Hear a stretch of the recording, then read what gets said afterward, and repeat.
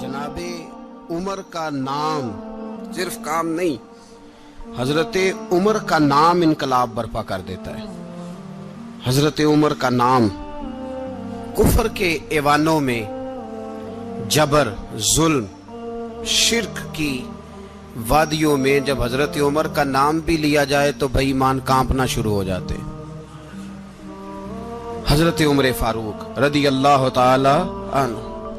हजरत उमर मामूली शख्स नहीं, मामूली आदमी नहीं। कुछ लोग सदियों के बाद पैदा होते हैं और कुछ लोग ऐसे होते हैं जो एक ही बार पैदा होते हैं, उन जैसा दूसरा पैदा होता ही नहीं, दूसरा उन तरह का पैदा होता ही। हजरत उमर रदी अल्लाह ताला अन्हु जैसी शख्सियत पैदा ही नहीं होती दोबारा। सारे सहाबा दर रिसालत माप पे खुद आए। ये वो अजीम शख्स है जिसे अल्लाह के महबूब ने अल्लाह से मांग के लिया, कहा अल्लाह ये मुझे दे दे, अल्लाह से मांग के लिया है। इसलिए सूफिया कहते हैं कुछ मुरीद होते हैं, कुछ मुराद होते हैं। कुछ मुरीद होते हैं, कुछ मुराद होते हैं। मुरीद वो होता है जो चल के आता है, आके मुरीद होता है। मुराद वो होता है जिसे कहा जाता है कि ये कभी मेरा बन जाए ना, ये कभी आ जाए ना, मेरा बन जाए, उसको मुराद कहते हैं। हजरत उमर मुस्तफा करीम की मुराद है, हुजूर की मुराद है। अल्लाहुम्मा आइज़्ज़िल इस्लामा बे इस्लाम उमर इब्ने खत्ताब। ऐ अल्लाह इस्लाम को इज्जत दे दे, मेरे उमर को कलमा पढ़ने की तौफीक अता फरमा दे। और कैसे दुआ मांगी? ओ यार, हजरत उमर की तो इस फजीलत का कोई जवाब नहीं दे सकता। मेरे रसूल पाक अलैहिस्सलाम सबके लिए ही दुआ मांगते हैं ना, हुजूर की दुआ आम है, लेकिन मुस्तफ़ा करीम ने काबे का गुलाफ थाम लिया और गुलाफ काबा को हुजूर ने सीने से लिपटाया और सीने से चिमटा के कहा अल्लाह मैंने तो कभी सवाल ही ज्यादा नहीं किए, मैं करने आया हूं, मुझे उम्र दे दे, उम्र दे दे। हुजूर ने मांग के लिया। और फिर जब जिसको हुजूर मांगे अल्लाह से कि हजरत उमर रदी अल्लाह ताला अन्हु का आज यौम शहादत है, मेरा तो दिल करता था कि फजर से बातें शुरू हों और सारा दिन ही उमर की बातें होती रहे, सारा दिन जनाब उमर की बातें, सारा दिन। इसलिए कि जिक्र जनाब उमर का होगा पर राजी अल्लाह के रसूल होंगे सल्लल्लाहु। तो जाग के बैठे, खुश हो के बैठे। हमारे यहाँ मनाया ही नहीं जाता। बाबे अल्लाह कीता साउन भादरों असू कता ते मुंडे जनवरी फरवरी। तो इस्लामी साल भी गया और वो तारीखें भी सारी गईं। यकम मुहर्रम उम्मत मुस्लिमा के लिए बहुत बड़ा दिन है, बहुत बड़ा दिन। ये शहादत है हजरत उमर फारूक की रदी अल्लाह ताला। यहाँ छोटी छोटी बातों पे गवर्नमेंट छुट्टी करती फिरती है, छोटी छोटी बातों। इलेक्शन हो गया तो छुट्टी, फलां जगह पे थोड़ा सा किसी ने खबर दे दी कि कोई परेशानी है तो छुट्टी, फलां जगह ये हो गया तो छुट्टी। यहां तक के फलां वजीर साहब फलां इलाके में आएंगे तो सारे इलाके को छुट्टी। और अब तो इससे बड़ा हाल होने लगा है, अगर जिन लोगों की सिंध में हुकूमत है उनके लीडर का दिन आया तो उस दिन छुट्टी, और जिनकी पंजाब में हुकूमत है उनका दिन आया तो छुट्टी। हमारा मुतालबा है हुकूमत पाकिस्तान से, अगर सर उठा के जीना चाहते हो तो यकम मुहर्रम को छुट्टी किया करो। अगर सर उठा के जीना चाहते हो तो यकम मुहर्रम को छुट्टी करो जनाब उमर के दिन। और मिल्लत के जवानों को बताओ कि अगर इज्जत की जिंदगी जीना चाहते हो तो उस तरह जियो जिस तरह फारूक आजम जी के गए। इज्जत और वकार की जिंदगी, जमहूरियत हजरत उमर से सीखनी पड़ेगी। हुकूमत करने के तरीके हजरत उमर से, रियाया को सीखना पड़ेगा कि अमीर किस तरह बनाया जाता है और अमीर किस तरह के होते हैं। यहाँ लोग हमें यूरोप की मिसालें देते हैं, लोग यहाँ हमें आकर के अमेरिका की मिसालें, उन्हें क्या पता हुकूमत क्या होती है। वो कहते हैं जी वो साइकिल पे जाता है उनका हुक्मरान। तो मैंने कहा वो साइकिल पे जाता है? मेरे उमर फारूक मदीने से मक्के गए थे तो पैदल ही हज करने चले गए, पैदल ही। और जनाब उमर फारूक रदी अल्लाह ताला अन्हु ईद की नमाज पढ़ाने गए। ईद की नमाज उमर खुतबा ईद देने गए। और इस जमाने में कौन सा गरीब है जो नंगे पांव जाता हो? کون سا غریب ہے جو مسجد ننگے پاؤں جاتا ہو؟ لوگوں نے تو 3 قسم کی چپلیں رکھی ہوئی ہیں. ایک مسجد جانے کی علیحدہ ہے، گھر پہننے کی علیحدہ ہے، شادی بیاہ پہ جانے کی چپل علیحدہ ہے. حضرت عمر فاروق رضی اللہ تعالیٰ عنہ نکلے عید کا خطبہ دینے کے لیے، تو بیوی سے کہنے لگے جوتا. اس نے کہا صاحب اتنی دفعہ ٹوٹا ہے، اب گانٹھا نہیں جا سکتا، اتنی دفعہ ٹوٹا ہے کہ اب دوبارہ پیمند نہیں لگ سکتے.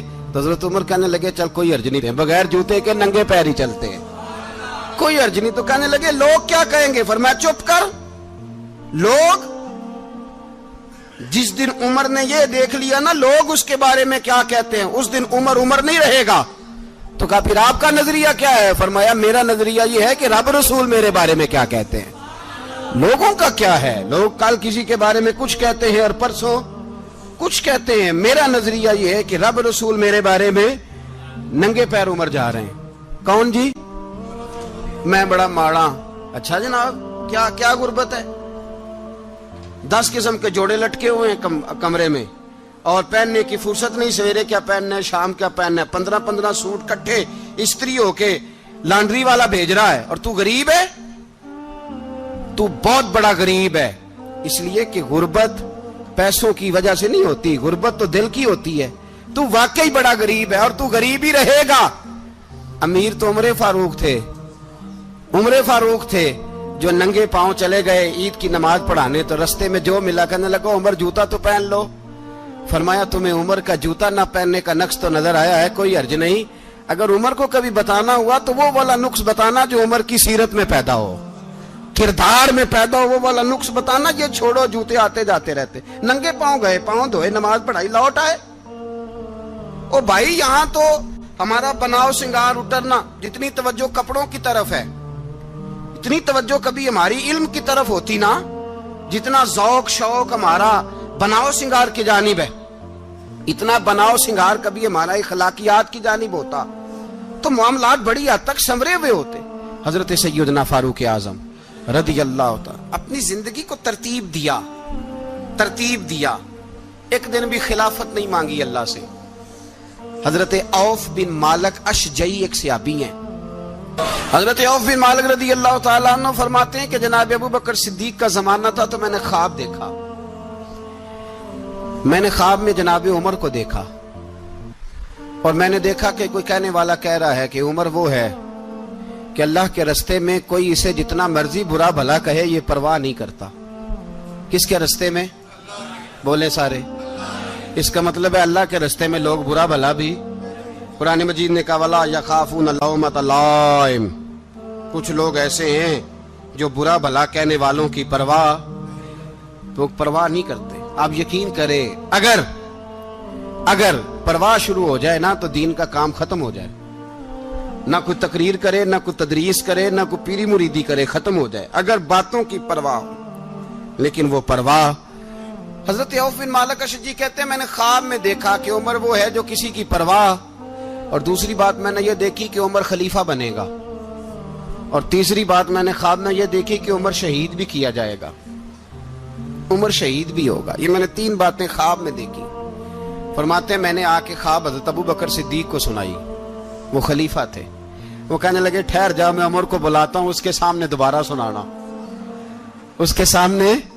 فرماتے ہیں میں نے بلایا حضرت عمر فاروق کو، آ کے بیٹھے. خواب شروع ہوا. کا ایک بات تو میں نے یہ دیکھی کہ آپ ملامت کرنے والے کی پرواہ نہیں کرتے. دوسرا آپ خلیفہ بنے گے. جناب عمر کہنے لگے چپ کر، ابو بکر کے سامنے ہی کہہ رہا ہے، چپ کر، خلیفہ کے سامنے ہی کہہ رہا ہے. تو ابو بکر صدیق کہنے لگے عمر اسے کہنے دو، مجھے لگتا ہے رب کی رضا یہی ہے کہ میرے بعد اگر مصطفیٰ کا منبر ملے تو عمر کو ملے. اسے کہنے دو. یار یہاں تو لوگ ڈینگے مارتے ہیں، یہاں تو لوگ دعوے کرتے ہیں میرے سامنے فلانے کو بھی بٹھاؤ، فلانے کو بھی بٹھاؤ، اس کو کیا پتا، اس کو کیا پتا. یہ تو بڑھ کے مارنے کا دور ہے. حضرت عمر رضی اللہ تعالیٰ عنہ کو تیسری بات کہی. حضرت عوف بن مالک نے کہا اب شہید کیے جائیں گے. میں نے خواب دیکھی ہے. نیک لوگوں کے خواب بڑی حد تک سچے ہوتے ہیں. کہا میں نے خواب دیکھی ہے. تو حضرت عمر کہنے لگے شہید تو دلیر لوگ ہوتے ہیں، شہید تو دلیر، جسے سارا زمانہ دلیر کہہ رہا ہے وہ اپنے بارے میں کیا کہہ رہے ہیں. کہتے ہیں شہید تو بتلے، میں تو کاہل سا آدمی ہوں، سست آدمی ہوں، میں تو اتنا کام ہی نہیں کرتا، تو یہ خواب تو نے جو دیکھا ہے نا پھر سے دیکھنا۔ تو ابو بکر صدیق فرمانے لگے عاجزی نہ کر، انکساری نہ کر، تو جو کہہ رہا ہے ٹھیک کہہ رہا ہے، لیکن مجھے سن کے شکر بھی ہوا ہے اور افسوس بھی ہوا ہے۔ افسوس اس بات کا کہ تیرے جیسا بتلے عظیم چلا جائے گا، اور شکر اس بات کا کہ رب تجھے زندگی بھی اعزاز والی دے گا، اور شہادت کی موت دے کے اللہ تجھے موت بھی عزت والی عطا فرمائے گا۔ اللہ موت بھی تجھے عزت والی دے گا، تجھے کاہلوں جیسی موت اللہ۔ حضرت فاروق اعظم رضی اللہ، او بھائی یہاں تو اس زمانے کا سب سے بڑا مسئلہ پروٹوکول ہے۔ لوگوں پتہ ہوتا ہے کامل پیر ہے، کامل مرشد ہے، لوگ نہیں جاتے۔ میں کسی کا مرید ہو جاؤں، میرا پروٹوکول کدھر گیا؟ پتہ ہوتا ہے یہ کامل استاد ہے، میں اس کے پاس بیٹھوں گا تو میری تربیت کرے گا، لیکن لوگ شاگرد نہیں بنتے۔ میں کدھر گئی؟ یہ پروٹوکول کی مصیبت ہے نا، اس نے بڑے بڑے لوگ زیرو کر دیے، بڑے بڑے لوگ۔ اور یہ مت سمجھے کہ آپ کا وزیر اعظم پروٹوکول لیتا ہے یا آپ کا صدر پروٹوکول، وزراء، ایسی کوئی بات نہیں۔ ہم چھوٹے طبقے سے لے کر بڑے سارے پروٹوکول کے قائل ہیں۔ ہمارا تو داماد بھی کہتا ہے کہ مجھے پوچھا نہیں میں تمہارے گھر کیوں آؤں۔ ہمارا تو بھائی ہر شخص اعلان کرتا ہے پروٹوکول کا، فلانے نے عزت نہیں دی تو واپس آ جاؤ، فلانے نے سلوٹ نہیں کیا تو واپس آ جاؤ۔ لوگ جہاں سلوٹ کرنا چاہیے وہاں بھی سلوٹ کرانے کے قائل ہیں۔ پر حضرت عمر رضی اللہ تعالی، حضرت عمر کی سادگی اور پھر جناب عمر کی عاجزی، جب انسان اپنے اوپر سوار کر لیتا ہے نا، سوار کر لیتا ہے، میں بدکار پرانا خادم، کسے در ملی نٹ ہوئی، تے واصف یار نے نظر جو کی تھی تے واصف ہی۔ میں اکثر سوچتا ہوں حضور نے جہاں بھی کہا نا، فرمایا میرے بعد نبی ہوتے تو خطاب کے بیٹے عمر ہوتے۔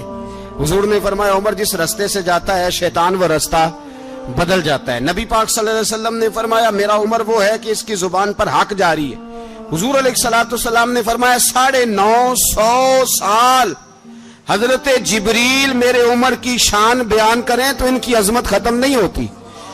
950 سال جبریل عظمت بیان کرے تو ختم نہیں ہوتی۔ یہ بات ہے حضرت عمر کی، اور فرمایا عمر ابو بکر کی نیکیوں میں سے ایک نیکی ہے۔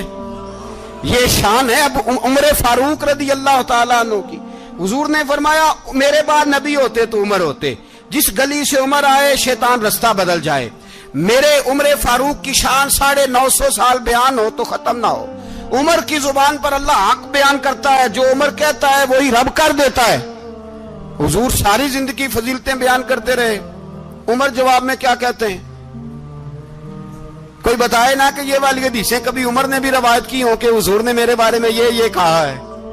یہ روایتیں وہ روایت نہیں کرتے۔ ان سے جب لوگ کہتے عمر تیری بڑی بات ہے تو عمر رو پڑتے، کہتے میں تو اونٹ چرانے والے باپ کا بیٹا ہوں، میں تو اونٹ چرانے والے باپ کا بیٹا، اونٹ چرا۔ اس سے آگے عمر گئے ہی نہیں ساری زندگی، اس سے آگے لفظ ہی نہیں ادا کی۔ اور میں تو بھائی اونٹ چرانے والا، میرا باپ تو اونٹ چرایا کرتا تھا، 10 اونٹ تھے، میری ڈیوٹی ہوتی تھی، سنبھالے نہیں جاتے تھے، ابا ڈنڈوں سے مارتا تھا۔ ساری زندگی عمر حج کرنے گئے، ایک خشک تنا کھجور کا عمر فاروق رضی اللہ تعالیٰ عنہ نے اس کو اپنے کلاوے میں لیا، رونے لگے۔ لوگوں نے کہا عمر کیا ہوا؟ فرمانے لگے یہاں میں اونٹ چرایا کرتا تھا، یہاں میں اونٹ چراتا تھا، 10 اونٹ سنبھالے نہیں جاتے تھے۔ دیکھو رسول اللہ کی شان، آج ساری امت چلانے کا طریقہ عطا فرما دیا ہے۔ ساری نظریے سے پیار۔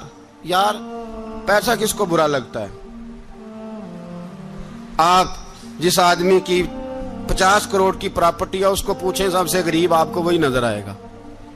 وہ کہے گا میں ٹائٹ ہوں، حالات بڑے۔ میں کئی باری پوچھے انہوں نے، میں کہتا ترجمہ بھی 10 چھڑوں کی، ہمیں تو سمجھ نہیں آتی، اور ٹائٹ حالات کون سے ہوتے ہیں جی؟ جس آدمی کا کروڑوں میں کاروبار ہے نا، اس کو آپ چھیڑے وہ رونے لگ جائے گا، رونے۔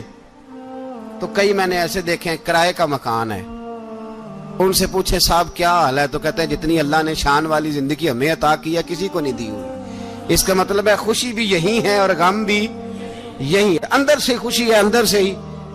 تو نے اگر راضی رہنا ہے تو ادھر سے رہنا ہے، ناراض رہنا ہے تو بس اپنے آپ کو خوش رکھے گا تو ہو جائے گا۔ سارے صحابہ مل کے آئے، کہنے لگے عمر فاروق سے کہنا ہے نبی پاک کے زمانے میں تو ظاہراً غربت تھی، ابو بکر کے دور میں بھی غربت تھی، اب تو بڑا مال ہے، عمر سے سفارش کرو کہ عمر نیا کرتا پہنا کرے۔ ملکوں کے سفیر آتے، عمر وہی پھٹی پرانی چادر اوڑھ کے اور وہی کئی جگہ پہ پیوند لگے سوٹ پہن کے سفیروں کے سامنے بیٹھ جاتا ہے۔ عمر کو مشورہ دو، طے ہو گئی بات۔ سب نے جب مشورہ دے لیا تو سارے کہنے لگے یہ بتاؤ شیر کی مونچھ کو ہاتھ کون لگائے گا؟ کہنا کس نے ہے؟ بندہ بھی تو ڈھونڈو نا۔ نے کہا جناب میرا یہ خیال ہے کہ مولا علی شیر خدا کہیں گے، کیونکہ جس شخص کی عمر کو سب سے زیادہ حیا کرتے دیکھا وہ شیر خدا مولا علی ہے رضی اللہ تعالی علی کہیں گے، اس لیے کہ جناب علی تو کئی دفعہ جب گفتگو کرتے تھے تو حضرت عمر چپ کر جاتے تھے اور فرماتے تھے علی نہ ہوتا تو میں ہلاک ہو جاتا۔ تو کہا علی سے کہو۔ جناب علی شیر خدا کو بلایا، کس کام کے لیے؟ جی اللہ اکبر۔ یہ ذرا اپنے اس دور پہ اس بات کو ذرا لاکا جناب ان سے کہیں کہ زیادہ نہیں، ایک کرتا نیا پہن لے، سفیر آتے ہیں وزیر آتے ہیں تو ایک کرتا نیا پہن لے۔ حضرت علی کو بلایا، آپ فرمانے لگے کوئی اور بات ہوتی تو میں کہہ دیتا، یہ والی میں نہیں کہہ سکتا، کوئی اور ہوتی تو میں عمر کو کئی دفعہ کہہ دیتا ہوں، جلال میں بھی تو سن، یہ والی میں نہیں کہہ سکتا، میں تمہیں ایک مشورہ دیتا ہوں۔ کہا وہ کیا؟ کہنے لگے سید عائشہ صدیقہ سے کہو، وہ مومنوں کی ماں ہیں، عمر ٹالے گا نہیں۔ اماں جی سے جا کے کہا اماں جی نیا کرتا عمر سے کہیں پہن لیں، وزیر آتے ہیں بڑے بڑے لوگ تو چلو کوئی حرج نہیں۔ اماں جی نے کہا اچھا کوئی بات نہیں میں بلا لیتی ہوں۔ جناب عائشہ نے پیغام بھیجا، جب خادم نے کہا نا مصطفیٰ کے گھر سے پیغام آیا ہے تو 20 لوگ بیٹھے تھے، عمر کانپتے ہوئے اٹھے، کانپتے دوڑے۔ حضرت عائشہ پردے میں تھی تو فرماتی ہیں عمر اتحیات کی حالت میں بیٹھ گئے۔ کہا اماں جی دیر تو نہیں ہو گئی مجھے آنے میں؟ کہا نہیں ٹائم پہ آ گئے ہو۔ کس لیے بلایا تھا؟ کہا عمر دیکھو غربت کے معاملات اور ہوتے ہیں، جب اللہ آسانی دے تو کوئی چیز استعمال کرنا حرام نہیں ہوتی، اگر حرام ہے تو بتاؤ۔ کہا نہیں اماں جی حلال ہی ہے۔ تو فرمایا پھر اتنے سفیر آتے ہیں مشیر آتے ہیں، اب تو مال غنیمت بڑا آتا ہے، ڈھیر لگ جاتے ہیں مسجد میں، تو چل ایک نیا کرتا تم بھی پہن لیا کرو، اور آپ نیا کرتا پہنو گے تو دھاک بیٹھے گی غیروں پر۔ تو صحابہ کا مشورہ ہے کہ آپ نیا لباس پہنے۔ اماں جی کہتی ہے میں نے حکم دیا تو عمر چپ کر گئے، گردن جھک گئی۔ تھوڑی دیر کے بعد سیدنا عمر فاروق نے سر اٹھایا تو داڑھی پہ آنسو گر رہے تھے، رو پڑے، کہنے لگے پاک محبوب کی پاک بیوی جیسے حکم کرتی ہو میں حاضر ہوں، پر مجھے وہ والا لباس پہنانا جو میرے مصطفیٰ نے پسند فرمایا ہے، اگر یہ رنگ رسول پاک کا ہے تو میں حاضر ہوں، اور اگر نبی پاک کا نہیں تو پھر جیسے آپ حکم کریں۔ جناب عائشہ کہتے ہیں عمر روئے تو میں زیادہ روئی، میرا پلو بھیگ گیا آنسوؤں سے۔ میں نے کہا عمر آپ جائیے۔ عمر یوں نکلے تو جو صحابہ کھڑے تھے وہ کونے میں تھے، سارے آ گئے۔ کہا اماں جی کیا بناؤ؟ فرمایا بھائی تم سب جو باتیں کہتے ہو وہ اپنی جگہ ٹھیک ہیں، پر عمر جو بات کرتا ہے وہ سب سے زیادہ ٹھیک ہے۔ عمر جس پہلو پر بات کرتا ہے وہ یار ایسی عاجزی، ایسا رنگ، ایسا انداز، ایسا طرز حیات، ایسی زندگی۔ اولاد کے معاملے میں لوگ بزدل ہو جاتے ہیں، بزدل، پر حضرت عمر کا بیٹا مصر گیا، وہاں سے کمائی کر کے لایا، تجارت کرنے گیا، لاکھوں کا مال۔ کون سا باپ ہے دنیا میں جس کا بیٹا باہر سے پیسے لے کے آئے تو ابا تفصیل پوچھے کہ بیٹا کہاں سے کمائے، کہاں سے لایا، کتنے ملے، کیوں آئے؟ کون سا باپ تفصیل پوچھتا ہے؟ ابا تو کہتا ہے لا صحیح، اور تعریفیں کرتا ہے میرا بیٹا بڑی کمائی کرتا ہے۔ کبھی پوچھا ہے اس سے کہ ڈیوٹی صحیح دیتا ہے کہ نہیں؟ کبھی پوچھا ہے کہ تو ایمانداری کی روزی لاتا ہے کہ حرام کی کماتا ہے؟ یہ باپ کی ذمہ داری ہے، یہ اماں کی ذمہ داری ہے۔ پھر کہتا ہے بیماری کیسے آ گئی، پریشانی کیسے آ گئی؟ تو نے کبھی سوال کیا اپنی اولاد سے؟ حضرت عمر فاروق رضی اللہ تعالیٰ عنہ کا بیٹا مصر سے پیسے کما کے لایا تو جناب عمر نے بلایا، فرمایا بیٹے اتنی تو تیرے پاس راس ہی نہیں تھی، تھوڑے سے تو پیسے لے کے گیا تھا، اتنی کمائی کیسے ہو گئی؟ اتنے تو پیسے نہیں تھے صاحب، کہاں سے کمائی لائے؟ اس نے کہا ابا جی وہ جو میرے چچا ہے نا مصر کے گورنر، آپ کے دوست، انہوں نے میری مدد کی ہے. فرمایا جتنے لوگ گئے تھے سب کی ہے مدد اس نے؟ کہا نہیں صرف میری کی. فرمایا تیری کیوں کی؟ تیری کیوں کی؟ کہا حضور آپ کے دوست ہیں. فرمایا چپ کر حضور انہوں نے مجھے اتنے پیسے دیے, میں نے کاروبار میں ڈالے تو نفع آیا تو میں ان کی رقم دے کے. فرمایا خاموش ہو جا, باقی جتنے لوگ گئے تھے سب کی مدد کی اس نے؟ کہا نہیں حضور صرف میری کی. فرمایا اس نے تیری مدد نہیں کی, اس نے خلیفہ کے بیٹے کی مدد کی, اس لیے کہ وہ خلیفہ کو اپنے حق میں نرم کر سکے. فرمایا آدھا مال تیرا ہے, آدھا مال غنیمت کا ہے, مال خزانہ کا ہے, مسلمانوں کا ہے, اس لیے کہ تو جو وہاں سے مال کما کے لایا ہے وہ اپنے باپ کے خلیفہ ہونے کی وجہ سے کما کے لایا ہے, لہذا رکھ ادھر. یہاں کہتے ہیں کدھر سے آیا, کیسے آیا, کون سا حساب دیں, کیا کریں. او بھائی حضرت عمر رضی اللہ تعالیٰ عنہ کا اپنی اولاد کے بارے میں یہ رنگ ہے. ایک جنگ سے نا خوشبو آئی, خوشبو بڑی مہنگی ہوتی تھی, عرب میں خوشبو آج بھی بڑی مہنگی ہے, وہ زیادہ استعمال کرتے ہیں. میری باتوں کی سمجھ آ رہی ہے میرے بھائی؟ بڑی مہنگی خوشبو تھی. جب وہ خوشبو آئی تو حضرت عمر نے کہا, گھر میں پہلے پہنچی حضرت عمر کے, چونکہ زیادہ عورتیں استعمال کرتی تھی گھر کے اندر خوشبو, مرد بھی لگاتے تھے. حضرت عمر نے اپنی بیوی سے کہا, آپ کی زوجہ تو تھی وہ بڑی خوشبو کو پسند کرتی تھی. حضرت عمر نے اپنی زوجہ سے کہا کہ خوشبو لاؤ, میں نے ایک عورت کی ڈیوٹی لگائی ہے, وہ خوشبو تول کے نا تو حصہ برابر صحابہ میں بانٹ دے گی. تو آپ کی زوجہ کہنے لگی کسی بی بی کی ڈیوٹی لگانے کی کیا ضرورت تھی, میں جو موجود تھی میں بانٹ دیتی ہوں تول کے حصہ برابر. آپ نے فرمایا نہیں تو رہنے دے, اور فلانی بی بی بانٹے گی. کہا حضور میں نے بھی بانٹنی ہے, میرے پہ کچھ حق ہے؟ آپ نے فرمایا نہیں تو تفصیل نہ پوچھ, تو خوشبو دے دے, کوئی اور بانٹے گی. خاتون خانہ تھی نا, کہنے لگی نہیں مجھے بھی آج آپ کو بتانا ہی پڑے گا کہ کوئی جو بانٹ سکتی ہے تو میں کیوں نہیں بانٹ سکتی. زوجہ کہتی عمر نے بات کی تو میری چیخیں نکل گئی. حضرت عمر فرمانے لگے جب تو خوشبو بانٹے گی نا تیرے ہاتھوں کو بھی لگے گی, تیرے دوپٹوں کو بھی لگ جائے گی. اگر رب کریم نے مجھ سے سوال پوچھا کہ عمر خوشبو تو مسلمانوں کی تھی, تیری بیوی کے دوپٹے کو کیوں لگ گئی, تو میں اللہ کے حضور کیا جواب دوں گا؟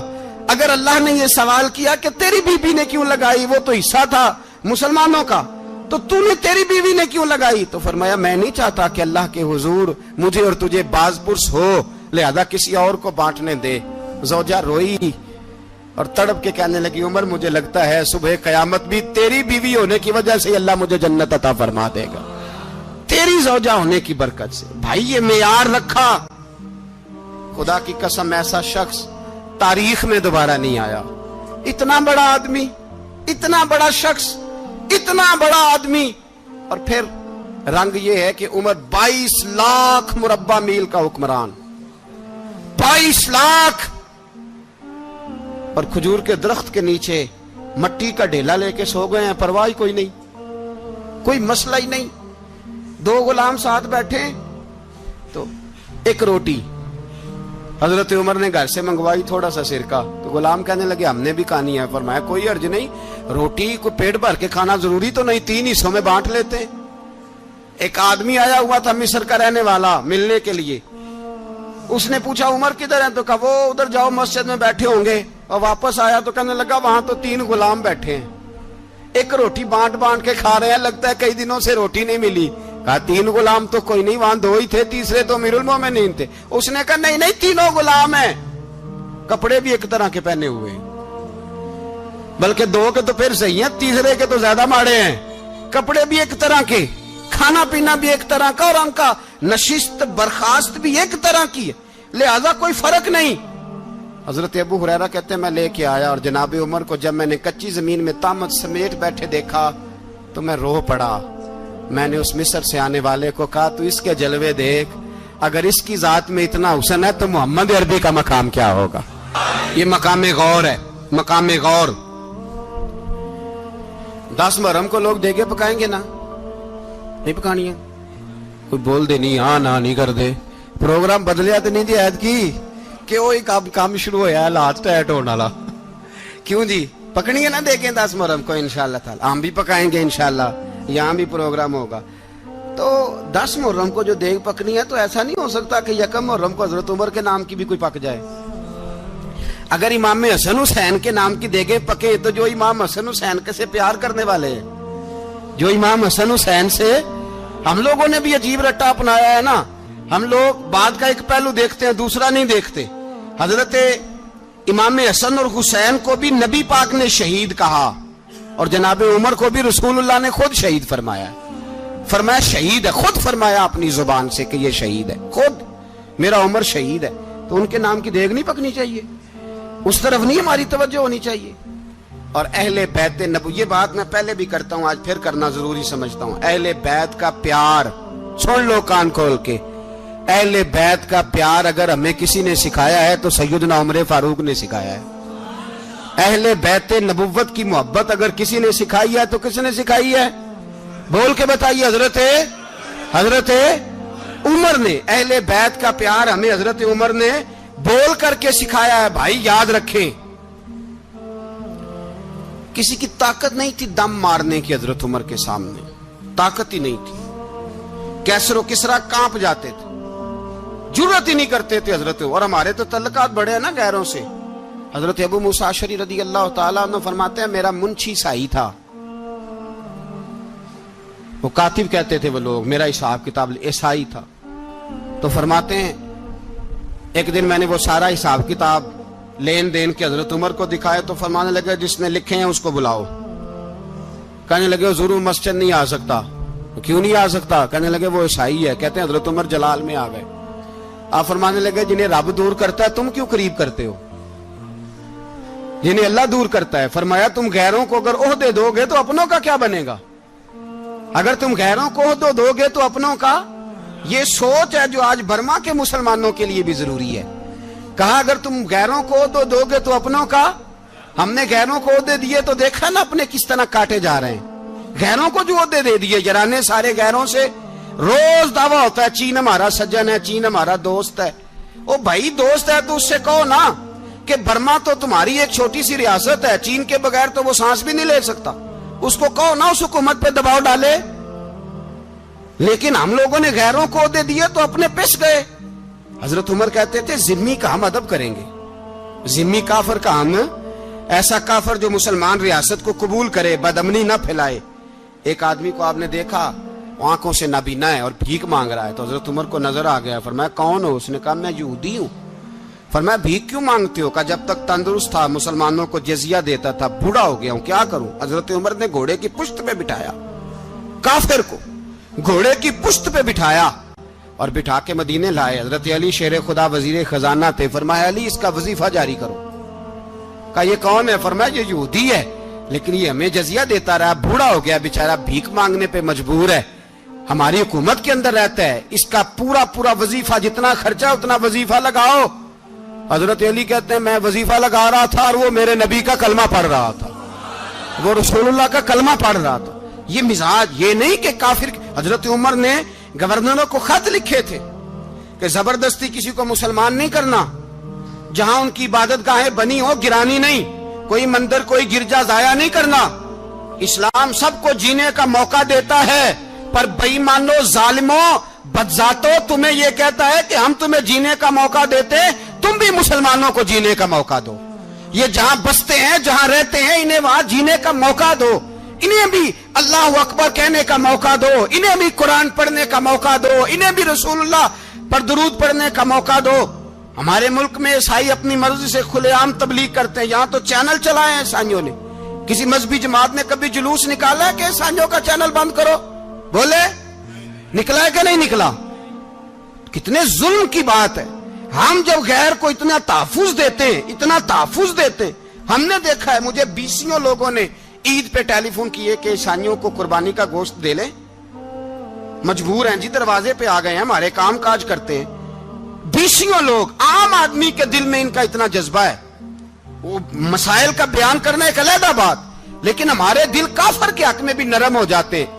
تم کس قدر زیادہ بے ایمان ہو اور کفر کس قدر زیادہ ذلیل ہو گیا ہے کہ مسلمان کے حق میں نرم ہوتا ہی نہیں۔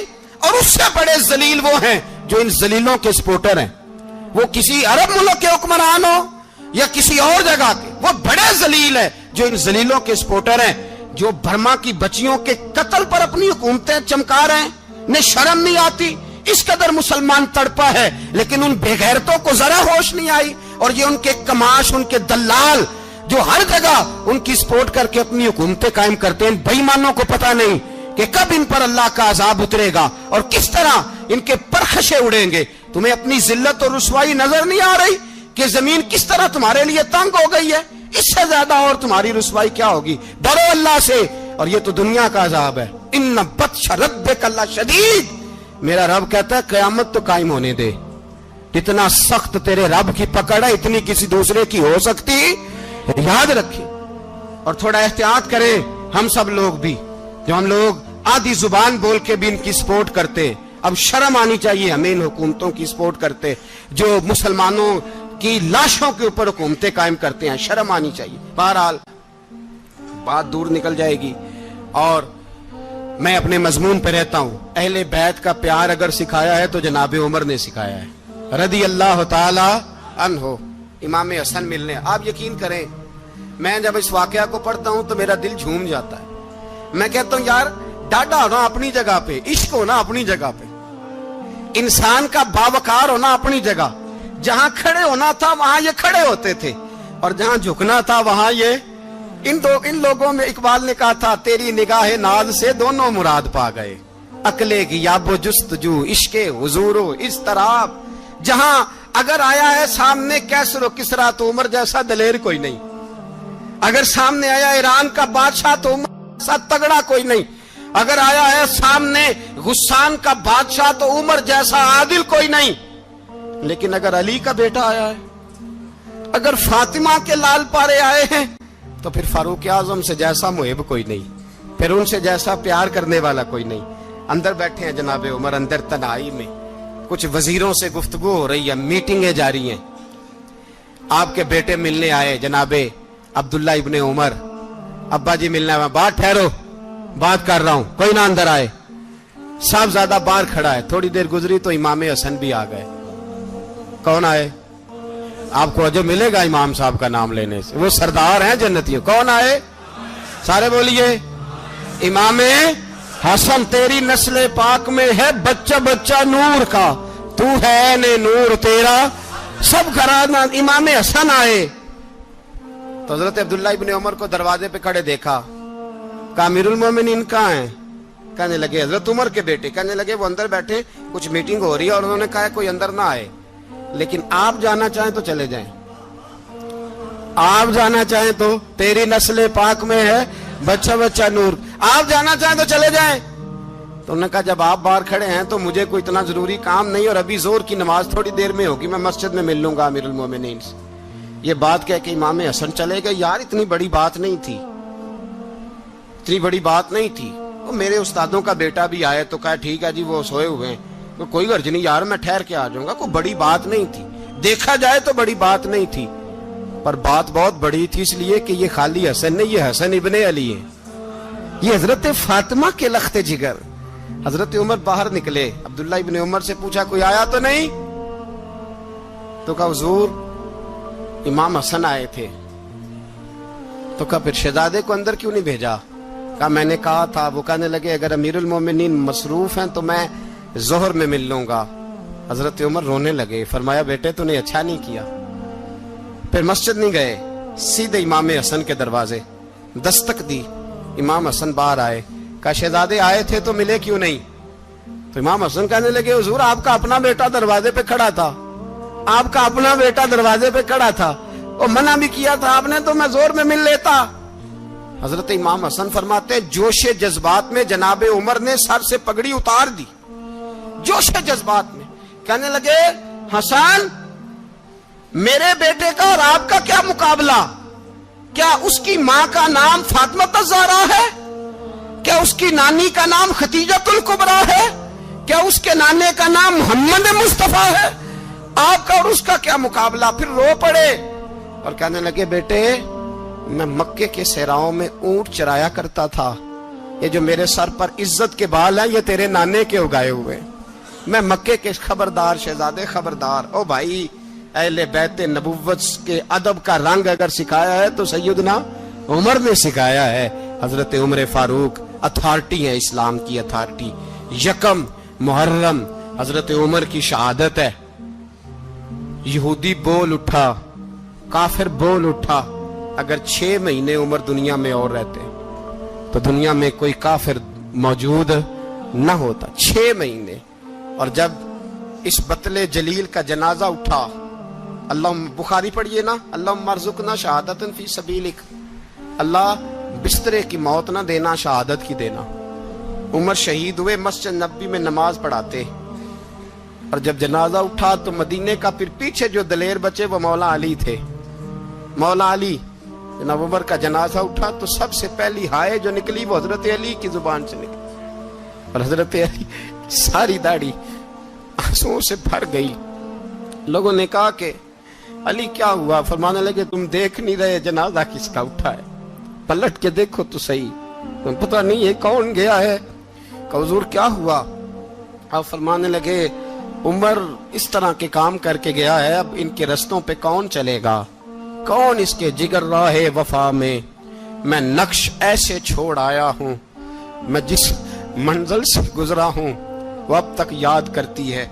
हजरत अली हजरत उमर के जनाजे पे खड़े होकर कहते हैं, अल्लाह मुझे उस तरह के अमल करने की तौफीक दे जिस तरह की उमर करके गया। मेरे भाई, बतले अजीज, बतले हुर्रियत हजरत उमर रदी अल्लाह ताला अन्हो, जो अपनी जिंदगी इनकलाब वाली गुजार के गए। उमर जब दुनिया से गए तो 80 दिनार का कर्जा था। 22 लाख मुरब्बा मील का हुक्मरान। और अपने बेटे से कहने लगे, बेटे कोशिश करना तेरे खानदान वाले मिलके मेरा कर्जा उतार दे, मेरी कब्र पे बोझ ना रहे। और अगर खानदान वाले मदद न करें तो मेरे दोस्तों से बात करना, वो मदद न करें तो फिर अली से बात करना। इनका प्यार आपस में इतना, और तू इख्तलाफ साबित कर रहा है। 80 दिनार का कर्जा छोड़कर हजरत उमर दुनिया से गए और जाती दफा कह गए, मेरे बाद मेरे बच्चों को हुकूमत के मशवरे में भी शामिल ना करना, हुकूमत के मशवरे में भी मेरी औलाद शामिल ना हो। इतना बड़ा शख्स इतना बड़ा रंग दे के यकम मुहर्रम को जब उम्र फारूक का विशाल हुआ तो बेटे से कहने लगे, अम्मा आयशा से जाके कहो मेरा भी नबी पाक के रोजे में दफन होने को दिल करता है। एक कब्र की जगह है, अम्मा जी ने अपने लिए रखी है, बुखारी है बुखारी। हजरत आयशा के पास साहबजादे गए, कहने लगे, अम्मा जी उमर को जख्म लग गया है, हालत बड़ी परेशानी वाली है। वो कहते हैं अगर अम्मा इजाजत दे। सैयद आयशा रो पड़ी, फरमाने लगी कि वो अपनी कब्र की जगह तो नहीं ना किसी को देता, पर उमर ने कमाल ही बड़ा किया। उसे कहो जाओ गुंबद खजरा में कयामत तक जो मुस्तफा पे और अबू बकर पे सलाम पड़ेगा वो तुझ पे भी सलाम पढ़ के जाएगा, जाओ मैंने जगह दी।